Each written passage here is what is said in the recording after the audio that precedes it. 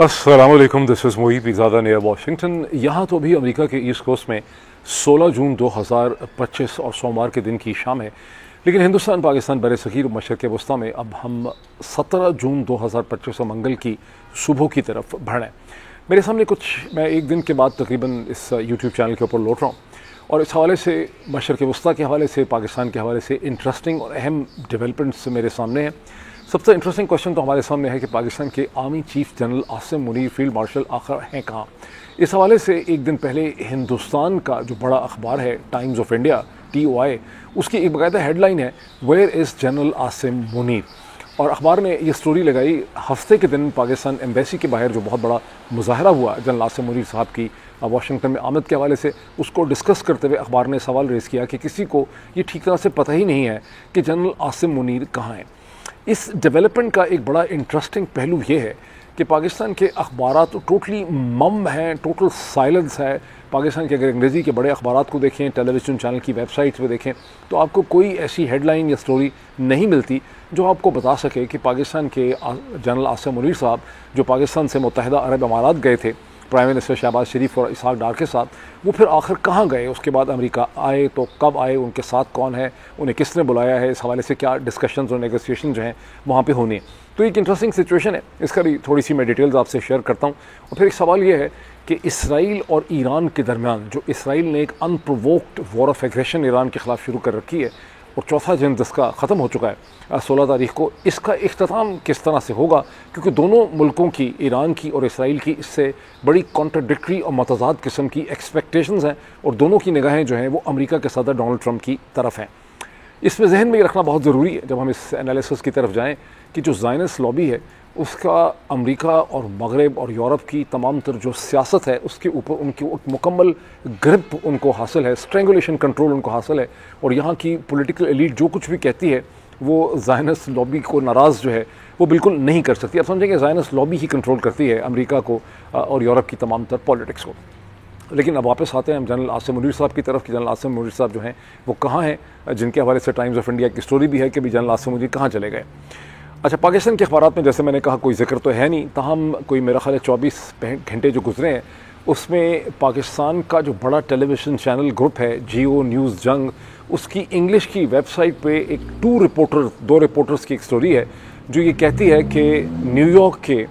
जो times square है वहाँ के बिल बोर्ड्स पे ऐसी वीडियोस लगी हुई हैं जहाँ पाकिस्तान के army chief field marshal general Asim Munir साहब जो हैं उन्हें वेलकम किया जा रहा है, खुशामदीद किया जा रहा है। उनकी अमेरिकन सेनेटर्स के साथ जो मुलाकातों की वो पुरानी है, मेरा ख्याल है कोई उनकी वीडियोस वगैरह जो हैं वो भी वहाँ पे शेयर की जा रही हैं, पता नहीं पुरानी है ही नहीं है। और उनका कहना ये है कि उन्हें अमेरिका की टॉप मिलिट्री लीडरशिप ने यहाँ वाशिंगटन में, अमेरिका में उन्हें इनवाइट किया है और जनरल आसिम मुनीर यहाँ पर एक हफ़्ते तक रहेंगे। जैसे कि मैंने पिछले व्लॉग में आपसे कहा था कि ग़ालिबन 18 जून को पाकिस्तान की एम्बेसी के अंदर पाकिस्तानी जो कम्युनिटी है अमेरिकन, उसके साथ भी उनकी एक मुलाकात जो है वो स्केड्यूल की गई है। अच्छा, अब जियो का दावा तो ये है कि ये जो बिल बोर्ड्स पे उनको वेलकम किया जा रहा है, ये लोकल न्यूयॉर्क की लोकल एडमिनिस्ट्रेशन जो है ये उनके लिए इश्तिहारात चला रही है। मेरा ख्याल है ये थोड़ा सा जियो ने ज़्यादा मेहरबानी कर दी है जनरल आसिम मुनीर साहब पे। ज़्यादा चांसेस और प्रोबेबिलिटी इसकी ये है कि पाकिस्तानी कम्युनिटी ने ये ख़र्चा किया होगा और ये जो बिल बोर्ड्स हैं जिसका जिक्र किया गया है टाइम स्क्वायर में, ये इश्तिहारात के बिल बोर्ड्स होते हैं, इसमें कोई भी इश्तिहार दे सकता है। तो ज़्यादा प्रोबेबिलिटी है कि कोई पाकिस्तानी ग्रुप या कंपनी ने काउंसलेट या एम्बेसी के कहने पर ये इश्तिहारात दिए होंगे। And apparently according to Geo News ये इश्तिहारात जो हैं ये एक हफ़्ते तक चलते रहेंगे। And as per my humble analysis इसका मतलब है कि खासा ख़र्चा किया जा रहा है। उनको पता है कि हर शाम को जो टाइम स्क्वायर के बिल बोर्ड्स होते हैं उसको बहुत टूरिस्ट यहाँ पर होते हैं, तो उनको एक विजिबिलिटी जो है जनरल आसिम मुनीर साहब को यहाँ पर दिलवाई जा रही है। जो सोर्सेस ने मुझे 24 घंटे पहले ये दावा किया था कि जनरल आसिम मुनीर साहब की, फील्ड मार्शल साहब की शायद डोनाल्ड ट्रंप के साथ भी मुलाकात होगी, वही सोर्सेज अब कहते हैं कि नहीं, डोनाल्ड ट्रंप के साथ मुलाकात अब तो या तो नहीं हो रही है या कैंसिल हो गई है। तो हम 16 तारीख का दिन ख़त्म हो गया है। अमेरिका के सेक्रेटरी ऑफ स्टेट जो नेशनल सिक्योरिटी एडवाइज़र का एडिशनल चार्ज रखते हैं जनाब मार्को रूबियो, उनके साथ जनरल आसिम मुनीर साहब की मुलाकात थी। अब वो मुलाकात हमें नहीं पता कि हुई और उसमें क्या बात हुई, लेकिन जो तवक्को था कि उसका जो एक एजेंडा है उसमें चीन है, उसमें अफ़गानिस्तान है, ख़ित्ते के हालात हैं, अमेरिका और पाकिस्तान के रिलेशनशिप हैं, उसके अलावा पाकिस्तान की डोमेस्टिक पॉलिटिक्स भी है, जहां अमेरिका की तरफ से इस ख्वाहिश का इजहार किया जाएगा कि अमेरिका ये चाहता है कि पाकिस्तान की डोमेस्टिक पॉलिटिक्स के अंदर डेमोक्रेटिक सिचुएशन जो है उसको इम्प्रूव किया जाए। इमरान खान और बाकी, अब ये हम नहीं कह सकते इसके बारे में, लेकिन ये कि पाकिस्तान की पॉलिटिक्स जो है उसके हवाले से भी बात जो है वो होगी। अच्छा, अब ये एक अनडिनाइबल फैक्ट है कि इस वक्त जो 4 दिन की हिंदुस्तान पाकिस्तान की जंग हुई है, उसके बाद ट्रंप एडमिनिस्ट्रेशन ने जनरल आसिम मुनीर को अपने एक इम्पोर्टेंट और अहम डिसीजन मेकर की हैसियत से देखा है, जिनके ऊपर वो रिलाय करते हैं इस खत्ते के अंदर फॉर वेरियस रीजंस, जिसका हम जिक्र करते रहते हैं। ये कोई बहुत ज़्यादा परेशानी की बात नहीं है पाकिस्तान की डेमोक्रेसी के पॉइंट ऑफ व्यू से, बिकॉज जनरल मुशर्रफ के साथ भी अमेरिका की इंतज़ामिया का और एडमिनिस्ट्रेशन और वाइट हाउस का बहुत रिलेशनशिप था। जब आपका एक रिलेशनशिप ऑफ ट्रस्ट होता है तभी आप किसी मुल्क की डोमेस्टिक पॉलिटिक्स के ऊपर अपनी रिकमेंडेशन, सजेशंस और प्रेशर जो है वो दे सकते हैं। तो ये नेसेसरली एक नेगेटिव चीज़ नहीं है, ये डिपेंड करता है कि दोनों साइड इसको किस तरह से लेकर चलेंगे। और ये भी बड़ा ज़रूरी है। देखिए, लॉजिकल बात यह है कि इस स्टेज पे जहाँ पे हम आ चुके हैं, इस नहज पे, इमरान खान की पहली बात है कि इमरान खान की रिहाई जो है तभी मुमकिन हो सकेगी अगर इमरान खान, पाकिस्तान तहरीक इंसाफ और जनरल आसिम मुनीर जो हैं उनकी टीम के दरमियान कुछ ना कुछ एक कॉमन डिनोमिनेटर या कोई बेयर मिनिमम एजेंडे के ऊपर एक इत्तफाक हो सके, जिसमें पहला गोल ये होना चाहिए कि इमरान खान को जेल से रिहाई मिले। और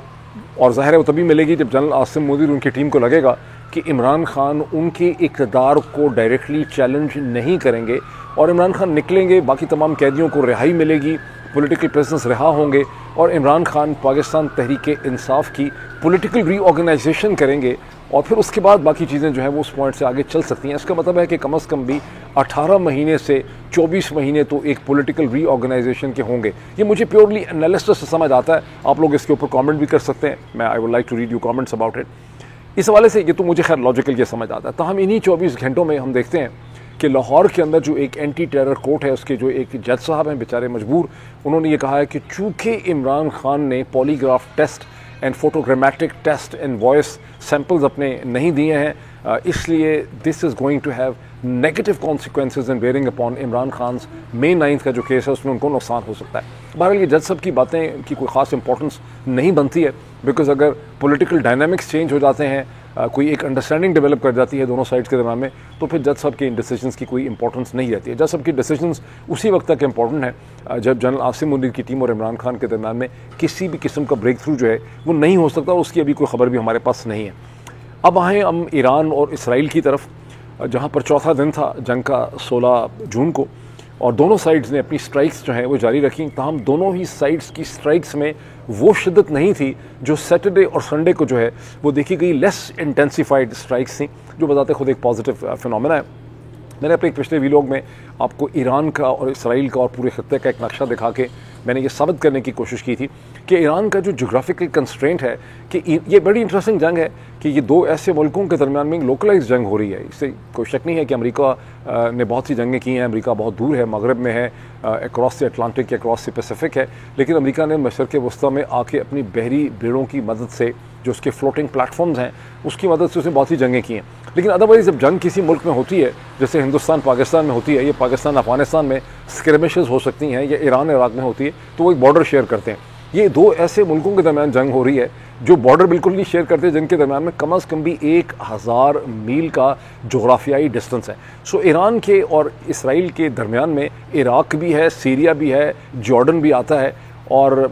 ईरान के जो बैलिस्टिक मिसाइल्स हैं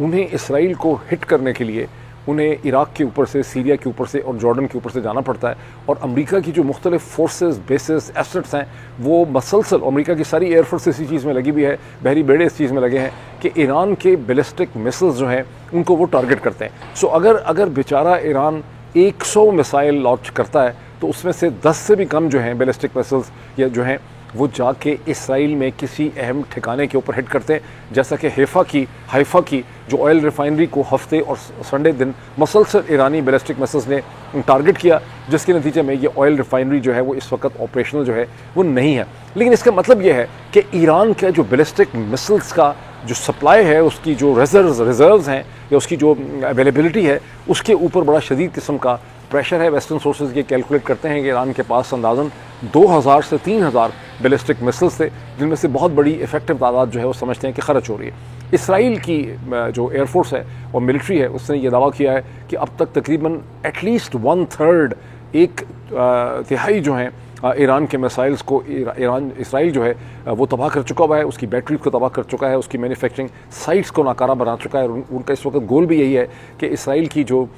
ईरान की जो मिसाइल कैपेबिलिटी है, मिसाइल फायरिंग कैपेबिलिटी है, उसे नाकाम और नाकारा जो है वो बनाया जाए। और इसराइल के प्राइम मिनिस्टर नेतन्याहू जो हैं वो मुसलसल टेलीविजन चैनल्स पे अपीयर हो रहे हैं, स्टेटमेंट्स दे रहे हैं। तो उन्होंने एक स्टेटमेंट दी है कि इसराइली एयरफोर्स को ईरान की एयर स्पेस के ऊपर कंप्लीट मास्टरी हासिल हो चुकी। ये एक इंतहाई बोगस किस्म की स्टेटमेंट है, बिकॉज पहले दिन से ही 0 सेकंड से ही इसराइल को ईरान की एयर स्पेस पे मुकम्मल मास्टरी थी। और ये किसी एरियल बैटल के नतीजे में ये कोई ईरानियन एयरफोर्स और इसराइली एयरफोर्स में लड़ाई नहीं हुई। बात है कि ईरान के पास कोई एयरफोर्स है ही नहीं, बिकॉज जो लफ्ज़ सैंक्शंस है इसकी अहमियत से बहुत कम लोग जो हैं ठीक तरह समझते हैं कि तकरीबन 45 बरस से ईरान के ऊपर मसलसल टेक्नोलॉजिकल, इकोनॉमिक, फाइनेंशियल कोऑपरेशन की सैंक्शंस हैं, जिसके नतीजे में ईरान के पास बहुत पुराने अमरीकी साख्त के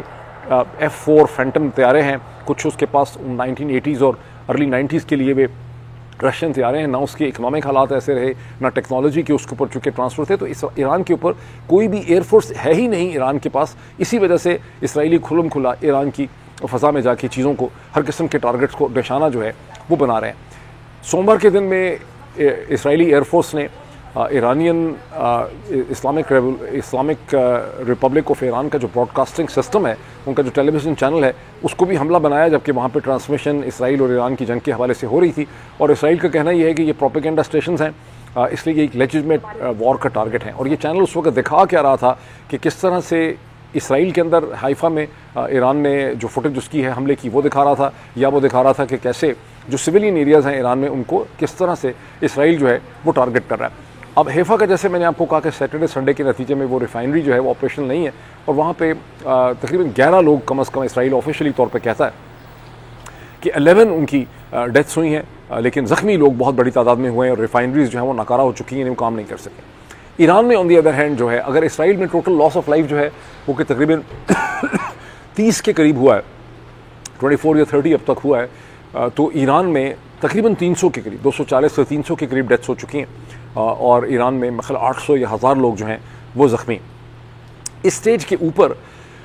इसराइल की एक बहुत बड़ी कोशिश ये भी है कि ईरान की पॉपुलेशन जो है उसको भी एक जहनी तौर पे कंट्रोल में रखा जाए। वो मसलसल जो नेतन्याहू बात करते हैं, इसराइल बात करते हैं, उसमें यह है कि हमारा ईरान की पॉपुलेशन के साथ कोई झगड़ा नहीं है, हमारा तमाम तर झगड़ा जो है वो, वैसे साथ ये कहा जा रहा है, वैसे हमारा तमाम तर झगड़ा जो है वो उनकी लीडरशिप के साथ है। लेकिन चूँकि हाइफा पे हमला उनको इसराइल को खासा महंगा पड़ा है, तो उसके बाद एक स्टेटमेंट ज़रूर दी गई है इसराइल के डिफेंस मिनिस्टर, इसराइल कैट्सी उनका नाम है,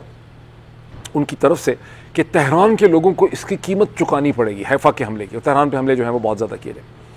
अच्छा, अब इस स्टेज पे अगर आप इसके जो डायनामिक्स हैं सेंसेशनल, उससे हट के देखें थोड़ा सोबर तरीके से,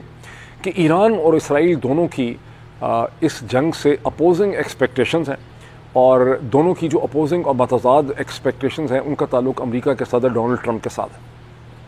दोनों की होप्स बड़ी डिफरेंट है। G7 के समिट में पार्टिसिपेट करते हुए, जहां पर डोनाल्ड ट्रंप ने पहले लोगों को ये एश्योर कर दिया था कि बहुत जल्दी वो जंग ख़त्म करवा देंगे हमेशा की तरह, वहाँ पर उन्होंने बड़ी फ्रस्ट्रेशन का इजहार किया। उन्होंने कहा कि Iran is in touch and Iran wants the war to end, लेकिन मैं ईरान को कहता हूँ कि तुम फौरी तौर पे जंग को ख़त्म कर दो, and you should and the war. उसके बाद वो अपनी रेंटिंग में चले जाते हैं कि मैं तो 60 दिन मैंने दिए थे और 61 दिन हो गए। हालांकि वो गलत कहते हैं। इसराइल ने उनकी दिया हुआ जो अल्टीमेटम था 15 अप्रैल, 15 मई, 15 जून, उसके 60 दिन होने से पहले ही 58th डे पे ही 13 तारीख को ही जो है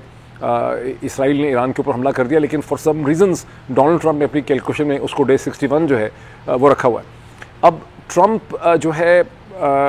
वो जो कह तो रहे हैं कि ईरान जंग को ख़त्म कर दे, लेकिन असल चैलेंज इस जंग को ख़त्म करने में ईरान है ही नहीं, बिकॉज ईरान ने ये जंग शुरू ही नहीं की। ईरान तो अमेरिका के साथ अपनी नेगोशिएशन में राउंड टेबल के ऊपर बैठा हुआ था, जिसमें रोम में, ओमान और मस्कत में ये नेगोशिएशंस हो रही थी, जिससे आप सब वाकिफ़ हैं। तो ईरान के पास इस जंग का ख़त्म करने का हल जो है वो नहीं है। लेकिन जो ज़ायनिस्ट लॉबी है, जैसे कि मैंने आउटसेट में कहा था कि ज़ायनिस्ट लॉबी का जो कंट्रोल है अमेरिका की पॉलिटिक्स के ऊपर, पॉलिटिशियंस पे, पूरे सिस्टम पे, और यूरोप के पूरे सिस्टम पे, अगर आप बरतानिया, जर्मनी, फ्रांस को देखें तो ये इतने डरे हुए हैं ज़ायनिस्ट लॉबी के, इतने कंट्रोल में है। अगर आप पियर्स मॉर्गन के ही हालात देख लें, बेचारे पियर्स मॉर्गन के, तो आपको समझ आती है कि ये लोग ना तो ये मान ही नहीं सकते कि इस जंग का एग्रेसर कौन है। यानी एग्रेसर इसराइल है, इसराइल ने ये जंग शुरू की हुई है, विक्टिम ईरान है। ना ये विक्टिम को विक्टिम कह सकते हैं, ना ये एग्रेसर को एग्रेसर कह सकते हैं, ना ही ये इस हवाले से सच बोल सकते हैं। इनकी बहुत बड़ी लिमिटेशन है। लेकिन अरब सोर्सेज जो हैं, जिसमें सऊदी भी हैं, जिसमें ओमानी है, जिसमें मुत्तहिदा अरब अमारात और कतरी सोर्सेज हैं, उन्होंने खबर रसां एजेंसीज़ के साथ बात करते हैं और इस पर पाकिस्तानी फॉरेन मिनिस्टर जनाब इसहाक डार साहब की आवाज़ इसी चीज़ में है। वो भी यही कहते हैं कि ईरान ने इन तमाम ममालिक को जिनके साथ वो इन टच है उससे ये कन्वे किया है कि ईरान इस जंग को फौरी तौर पर ख़त्म करने को तैयार है अगर इसराइल अपने हमले रोके। इसराइल जैसे ही अपने हमले रोकेगा, ईरान भी अपने हमले रोक देगा। अब इसकी वजह क्या है कि इसराइल को, ईरान को ये क्यों ईरान, क्योंकि ईरान ने जंग शुरू नहीं की और इसराइल का जो प्रिंसिपल हदफ था कि ईरान की जो न्यूक्लियर इंस्टॉलेशंस हैं उनको मुकम्मल तौर पे तबाह कर दिया जाए, उसमें अभी तक इसराइल को वो कामयाबी हासिल नहीं हो सकी जो कि वो चाहते थे, या जो उनका ख्याल था कि उनको वो कामयाबी जो है अब वो मिल सकेगी। अच्छा, अब इन सोर्सेज ने तो खैर ये कहा ही है, पाकिस्तान के जो फॉरेन मिनिस्टर हैं उन्होंने पार्लियामेंट में बात करते हुए इसहाक डार साहब ने भी इसी बात को दोहराया जो मैंने अभी आपको बताया है विज़ सऊदी, कतरी, ओमानी सोर्सेज में। लेकिन इसहाक डार साहब बात प्रिंसिपली इस हवाले से नहीं कर रहे थे। इसहाक डार साहब उन वीडियोज़ के हवाले से बात कर रहे थे जिसमें से एक वीडियो पाकिस्तान की हुकूमत के लिए बहुत बड़ी परेशानी का बायस बनी, जिसमें ईरान की जो नेशनल सिक्योरिटी काउंसिल के एक मेंबर जो गालिबन जनरल भी हैं, उनका ये स्टेटमेंट, उन्होंने इन यूनिफॉर्म उनकी स्टेटमेंट मुसलसल चलती रही जिसमें उन्होंने क्लेम किया कि पाकिस्तान ने उन्हें ये कन्वे किया है कि अगर ईरान के ऊपर न्यूक्लियर हमला इसराइल करता है, जो बिल्कुल हाइपोथेटिकल सिचुएशन है और अभी सिचुएशन उस तरफ आई नहीं कि इसराइल को न्यूक्लियर हमला करने की ज़रूरत हो, तो पाकिस्तान जो है वो इसराइल के ऊपर जो है वो एक जोहरी और न्यूक्लियर हमला जो है वो कर देगा। और ये स्टेटमेंट जो है इसको फिर पिकअप कर लिया, इसराइली अखबारों ने पिक कर लिया। इसराइली से ज़्यादा मेरा ख्याल है इसको हिंदुस्तानी अखबारों ने, वेबसाइट्स ने इसको पिकअप किया, डेली मेल ने बरतानिया में इसको पिकअप कर लिया। एंड नेचुरली पाकिस्तान की हुकूमत जो है उसने इसको डिनाई भी किया और इसहाक डार साहब ने इस वीडियो की बड़ी शदीद मजम्मत की है और उन्होंने कहा है कि पाकिस्तान का जो न्यूक्लियर पोस्टर है ये खालिस्तान पाकिस्तान की डिफेंस के लिए है। हमने हमेशा इसको क्लैरिफाई किया है और ये टोटल बात जो है बड़ी बेतुकी है और मेरा ख्याल है कि उनकी बात में इसके हाथ से बड़ा वजन है। लेकिन पाकिस्तान के बाज़ जो मिलिट्री रिलेटेड ट्विटर अकाउंट्स हैं जिन्होंने अंग्रेज़ी अमेरिकन किस्म के नाम रखे हुए हैं, उनमें ये दावा किया गया है कि दर हकीकत पाकिस्तान ने क्वाइटली डिनाई भी किया है, लेकिन पाकिस्तान ने क्वाइटली ये खबर छोड़ दी है। ईरानियंस को ये कहा है कि हम आपके साथ खड़े हैं और आपकी खातर हम इसराइल को कन्वे कर दें कि हम इसराइल के ऊपर एक जोहरी हमला कर सकते हैं। और यूँ इसराइलियों के जहन में एक कन्फ्यूजन जो है वो पैदा कर दी गई है। मुझे ये बात बिल्कुल भी सच्ची नहीं लगती। मुझे ये लगता है कि ये सिर्फ एक PR गेम खेली जा रही है। जिस तरह से पहले बहुत से पाकिस्तानी जो अकाउंट्स हैं मिलिट्री रिलेटेड या पाकिस्तानी हुकूमत के सपोर्टिव अकाउंट्स हैं, उन्होंने दावा कर दिया कि जनाब जो F-35 तैयारे पता नहीं गिरे भी हैं कि नहीं गिरे, लेकिन जो ईरान कहता है कि अब तक वो 4 F-35 तैयारे गिरा चुके हैं। तो पाकिस्तानी ये साइट्स हैं, ये ट्विटर हैंडल ये दावा करते हैं कि पाकिस्तान ने ईरान को कोई ऐसा वेपन सिस्टम दिया हुआ है, ये टेक्नोलॉजी दी है जिसके नतीजे में ईरान इन तैयारों को गिरा रहा है। मुझे वो बात भी बिल्कुल बोगस लगती है, उसमें भी कोई हकीकत नहीं है। और ये कि पाकिस्तान ने ये मेरा ख्याल है कि टोटल डिसइन्फॉर्मेशन है। यकीनन किसी ने ये इर्रेस्पॉन्सिबल हरकत की है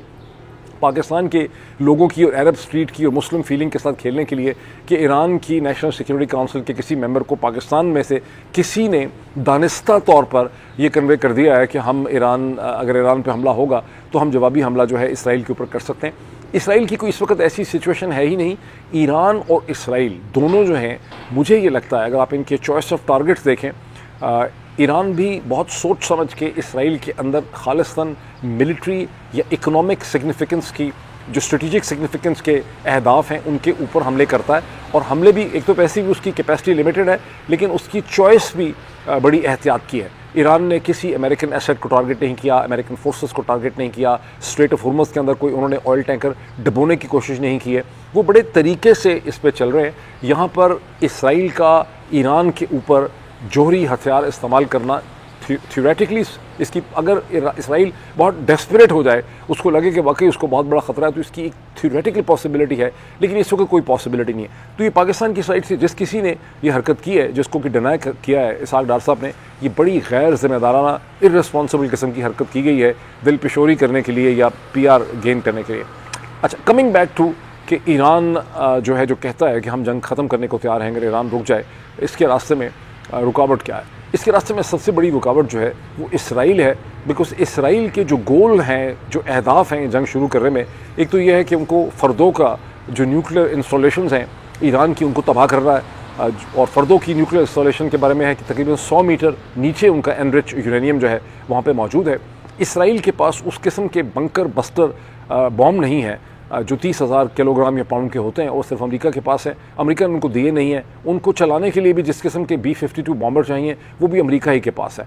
इसराइल को आपको याद है कि 14 जून को जब 250th एनिवर्सरी थी अमेरिकन मिलिट्री की और डोनाल्ड ट्रंप की बर्थडे थी, तो प्राइम मिनिस्टर नेतन्याहू ने बाकायदा एक वीडियो मैसेज करते हुए अमेरिका से बाकायदा अपील की, फ़ौज से भी और डोनाल्ड ट्रंप से भी, कि अमेरिका को हमें ज्वाइन करना चाहिए। हम दुनिया की फ्रीडम की, आज़ादी की एक जंग लड़ रहे हैं मुल्लाओं के ख़िलाफ़, और आपको हमें ज्वाइन करना चाहिए। तो ज़ाहिर है कि अमेरिका जो है उस मामले में बिल्कुल खामोश है। तो इसराइल का जो प्रिंसिपल गोल है कि ईरान की न्यूक्लियर इंस्टॉलेशंस को मुकम्मल तौर पे तबाह कर दिया जाए, उसके एनरिच यूरेनियम और उसकी फैसिलिटीज़ को, उसमें इसराइल को वो कामयाबी नहीं मिल पा रही जिसके लिए उन्होंने ये जंग शुरू की है। उसके दूसरे गोल्स में है कि ईरान की फ़ौज जो है उसकी मिलिट्री कैपेबिलिटी को डिस्ट्रॉय कर दिया था। उस पर इसराइल को खासी कामयाबी हो भी रही है, मिसाइल सिस्टम्स डिस्ट्रॉय कर रहे हैं। फिर यह कि ईरान की इकॉनमी को ऐसा सेटबैक हो कि ऐसे हालात पैदा हो जाएं ईरान के अंदर कि एक पूरा रिजीम चेंज ऑपरेशन जो है, यानी ईरान की हुकूमत जो है वो कोलैप्स कर जाए, और फिर एक इसराइल या प्रो वेस्ट या प्रो इसराइल फ्रेंडली गवर्नमेंट जैसी कि इराक में है,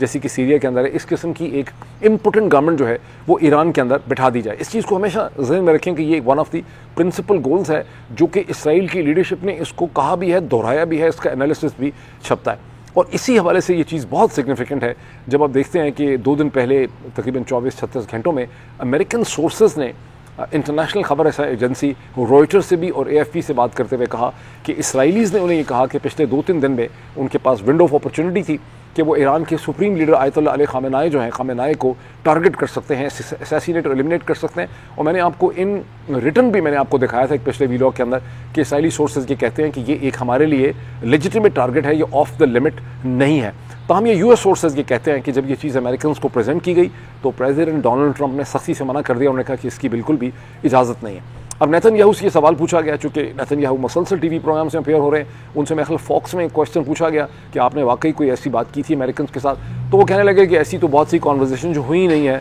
लोग उसके बारे में मसलसल टेलीविज़न मीडिया सोशल मीडिया पे कमेंट कर रहे हैं, उसको डिस्क्राइब कर रहे हैं, मैं इसके अंदर नहीं जाना चाहता इसकी तफसीलात में। लेकिन एक और TV प्रोग्राम में पार्टिसिपेट करते हुए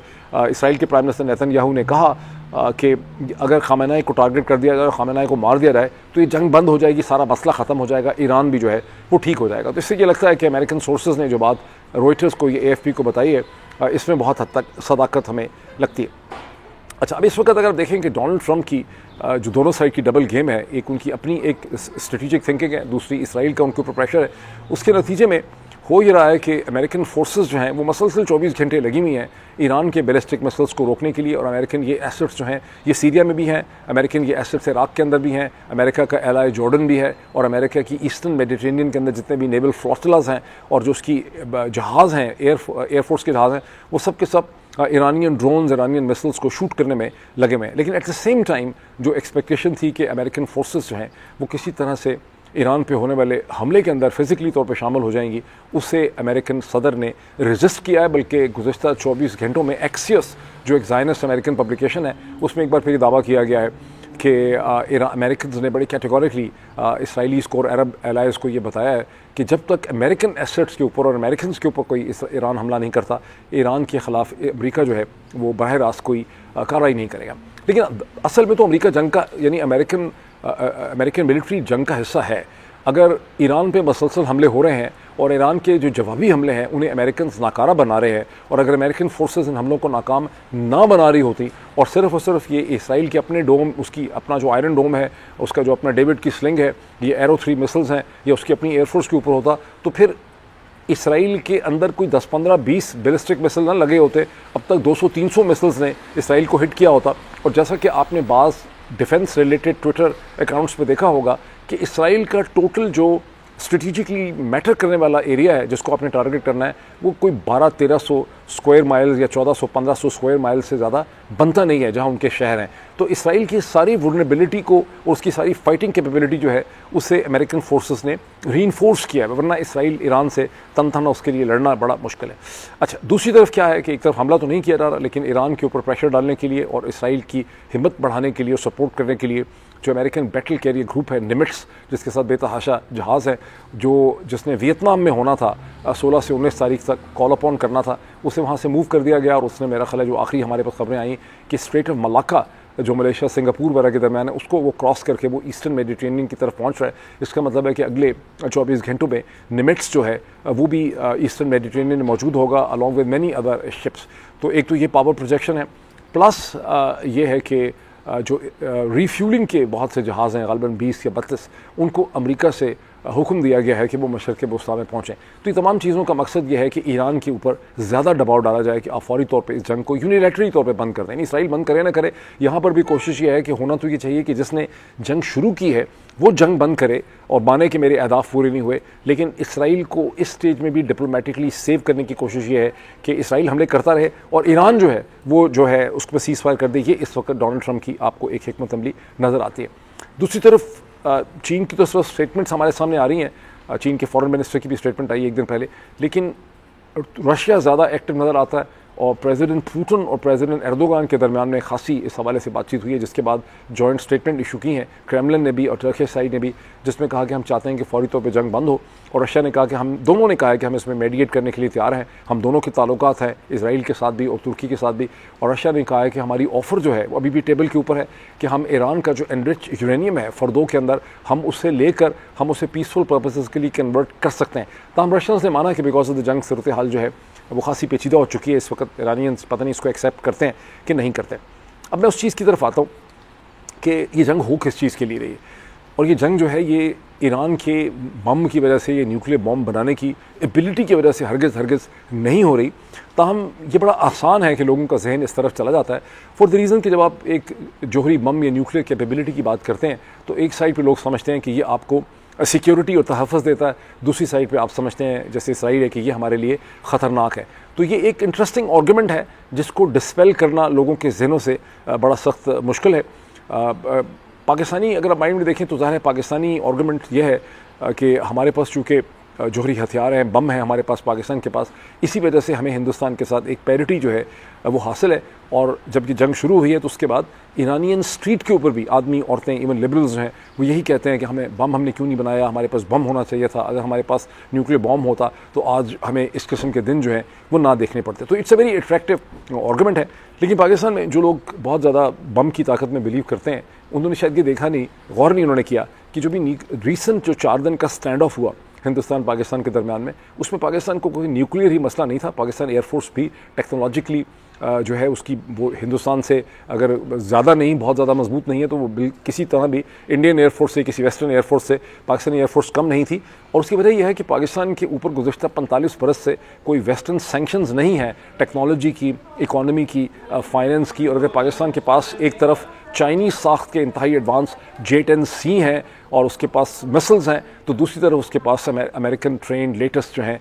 वो F-16 अपग्रेडेड भी मौजूद हैं, उसके पास मिराज भी मौजूद हैं। सो असल इशू जो है वो यहाँ पर, और इसराइली साइड से ऑफ कोर्स ये बहुत ज़बरदस्त एक्सक्यूज़ बन जाता है कि ईरान का जो न्यूक्लियर और जोहरी हथियार है ये हमारे लिए बहुत बड़ा एक ख़तरा है। तो ये आर्गूमेंट बहुत दिलकश है, लेकिन ये आर्गूमेंट जेन्युइन नहीं है। असल इशू ईरानियन इकॉनमी और ईरान का जो पॉलिटिकल पावर है। जहन में रखिए कि ईरान जो है वो एक बहुत पुरानी मैजेस्टिक तहजीब है और लोगों की आबादी वहाँ पे इस वक्त 92 मिलियन, 9 करोड़ 20 लाख ईरानी हैं, जो अरब दुनिया के मुकाबले में कहीं ज़्यादा कैपेबल ह्यूमन रिसोर्स है। अगर आप दुनिया में देखें फॉर इंस्टेंस सऊदी अरब की जो, और इस पूरी ईरान की जो इस वक्त GDP है 92 मिलियन पॉपुलेशन का, और बावजूद इसके कि ये एक ऑयल रिच इकॉनमी है, वो सिर्फ $340 बिलियन नॉमिनल वैल्यू है और कोई 1.17 या 1.7 ट्रिलियन डॉलर उसकी बनती है, उसमें बनती है परचेजिंग पावर पैरिटी में। दूसरी तरफ आप देखते हैं कि सऊदी अरब की नॉमिनल इकॉनमी जो है वो तकरीबन 1.1 ट्रिलियन डॉलर है, हालांकि सऊदी अरब की आबादी जो है वो सिर्फ अंदाज़न 33 मिलियन है। अब थोड़ा सा आगे जाएँ तो आप देखते हैं कि अगर आप दुनिया भर में देखें, आप में से जो लोग बरतानिया में हैं, यूरोप में हैं, ऑस्ट्रेलिया में हैं, न्यूजीलैंड में हैं, कनाडा में हैं, यूनाइटेड स्टेट्स के अंदर हैं, तो आप बहुत आसानी से देख सकते हैं कि इन तमाम मगरबी ममालिक के इंस्टीट्यूट्स में, यूनिवर्सिटीज़ में, बैंकिंग सेक्टर के अंदर, फाइनेंस के अंदर लिखने लिखाने वाले जो लोग हैं वहाँ पे आपको बहुत पढ़े लिखे ईरानी मिल जाते हैं। आपको इनके मीडिया में मिल जाते हैं, ईरानियन ओरिजिन लोग मिलते हैं। आपको खा ही कोई सऊदी मिलता है या कोई अमाराती मिलता है, उस लेवल पे आपको नज़र नहीं आते। सो ईरानियन टैलेंटेड पॉपुलेशन है, उसका पोटेंशियल बहुत ज़्यादा है। अगर 1980s के बाद से मसलसल American and western sanction Iran के ऊपर ना होती तो आज ईरान की जो ऑयल रिच नॉमिनल इकॉनमी है जिसने डेवलप करना था, और कम से कम भी अंदाज़ा ये है कि वो $1 ट्रिलियन से $1.5 ट्रिलियन की ये इकॉनमी होनी थी, जो इस वक्त सिर्फ 340-50 बिलियन डॉलर की इकॉनमी है। ये वो असल चीज़ है, यानी अगर जिसका रास्ता जो है वो इसराइल ने और ज़ायनिस्ट जो हैं इसका रास्ता जो रोकना चाहते हैं। ज़हन में ये भी रखिए कि जर्मनी एंड जापान जो हैं वो बहुत टेक्नोलॉजिकली एडवांस्ड हैं उनकी, और जर्मनी की मिलिट्री पावर भी बहुत है, नंबर्स में कम है लेकिन बनाते हैं बहुत कुछ। ये दोनों कोई न्यूक्लियर पावर्स नहीं है, न्यूक्लियर ही बेंचमार्क और यार्डस्टिक नहीं है किसी की मिलिट्री पावर होने का। जर्मनी की एग्जांपल आपके क्लियरली आपके सामने है। जो joint comprehensive plan of action था जिसको 2015 का US ईरान न्यूक्लियर डील कहते हैं, जिसके अंदर 5 मेंबर सिक्योरिटी काउंसिल के थे, यानी अमेरिका, बरतानिया, फ्रांस और रशिया और चाइना के अलावा, यानी चाइना और रशिया भी इसके थे, उसके अलावा इसके अंदर जर्मनी और यूरोपियन यूनियन भी इसके गारंटर्स थे। इसके ऊपर जो हेक्टिक नेगोशिएशन हुई थी ओबामा एडमिनिस्ट्रेशन की, वो तो तकरीबन 2 बरस की थी, लेकिन कहते हैं कि इसके पीछे जो डिप्लोमेसी थी जिसके अंदर फॉर्मर प्रेसिडेंट बाइडन का भी बड़ा रोल था, वो तकरीबन 7-8 बरस की अमेरिकन एंड यूरोपियन डिप्लोमेसी थी। और उसका मकसद ये था कि, और ये एक बहुत सिंसियर एफर्ट थी जिसके 2 मकसद थे कि एक तरफ ज़ायनिस्ट लॉबी और इसराइल के जो कंसर्न्स या एक्सक्यूज़ है कि ईरान का जोहरी पोस्चर और न्यूक्लियर बम उनके लिए ख़तरनाक है, उसको एड्रेस किया जाए, उसका हल निकाला जाए फूल प्रूफ तरीके से। और दूसरी तरफ से ये है कि ईरान को इंगेज किया जाए वेस्टर्न वर्ल्ड के साथ ताकि ईरान की इकॉनमी हिस्सा बन सके। और चूँकि ईरान पोटेंशियली डेमोक्रेटिक है, ईरान की पॉपुलेशन पढ़ी लिखी है, उसकी पुरानी तहजीब है, तो एक बड़ी सिंसियर एफर्ट थी of the liberal side of the American and the west, जिसको ज़ायनिस्ट ने उस वक्त नाकाम बनाया। उनको शुरू से वो नहीं चाहते थे कि एग्रीमेंट हो, हालांकि अगर उनका मसला बम का होता तो ये एग्रीमेंट उनके बम के तमाम कंसर्न्स जो हैं उसको एड्रेस करता था। और फिर जब डोनाल्ड ट्रंप आए, चूँकि डोनाल्ड ट्रंप जब पहली दफ़ा प्रेसिडेंट बने 2016 में, तो वो ज़ायनिस्ट लॉबी की बहुत बड़ी मदद उनके साथ शामिल थी अगेंस्ट द डेमोक्रेट्स, और डेमोक्रेट्स से ज़ायनिस्ट लॉबी उस वक्त नाखुश थी। तो डोनाल्ड ट्रंप ने यूनिलैटरली तौर पे 2018 में इससे उन्होंने पुल किया इस US ईरान न्यूक्लियर डील से, जिसके नतीजे में ये सारे मसाइल खड़े हुए और जिसकी वजह से आज हम एक जंग की सी कैफियत जो है हम देखते हैं। अब अगर इस स्टेज के ऊपर रजीम चेंज ऑपरेशन, जो उनकी कोशिश है कि हालात ऐसे हो जाएं कि ईरानियन रजीम कोलैप्स कर जाए, इन प्रो इसराइल या प्रो वेस्ट एक रजीम जो है ईरान में आ जाए जैसे सीरिया में, तो इसका मतलब ये होगा कि इसराइल एक मिलिटरीली पोलिटिकली पूरे मशरक़ वस्ता की सबसे डोमिनेंट पावर की हैसियत से इमर्ज करेगा। और ये एक ऐसी पावर होगी कि starting from the east to the west, river Jordan से लेके दरियाए नील तक, from river Jordan to Nile there would not be any challenger. उसके आगे एक इजिप्ट होगा, और from the north to south जहाँ यूफ्रेटस है, ये दरियाए फरात से, दजल और फरात से लेके इंडस तक कोई और मिलिट्री पावर नहीं होगी जो इसराइल की मिलिट्री पॉलिटिकल पावर हो। इसका क्या मतलब होगा कि नॉर्थ टू साउथ में आपको पाकिस्तान नज़र आएगा और ईस्ट टू वेस्ट में आपको आगे इजिप्ट नज़र आएगा, आगे आपको कोई पावर नज़र नहीं आएगी। तो ये वो एक एक्चुअल डोमिनेंस की खेल है जो इस वक्त हमारे सामने हो रही है। इसका ताल्लुक बम के साथ बिल्कुल भी नहीं है, लेकिन आई एग्री कि ये बम का पूरा आर्गूमेंट दोनों साइड्स के लिए इतना दिलकश है, इतना सेंसेशनल है कि लोग इसके अंदर फंस जाते हैं। असल इशू ये नहीं है। अभी इतना ही, फिर आपसे मुलाकात होती है।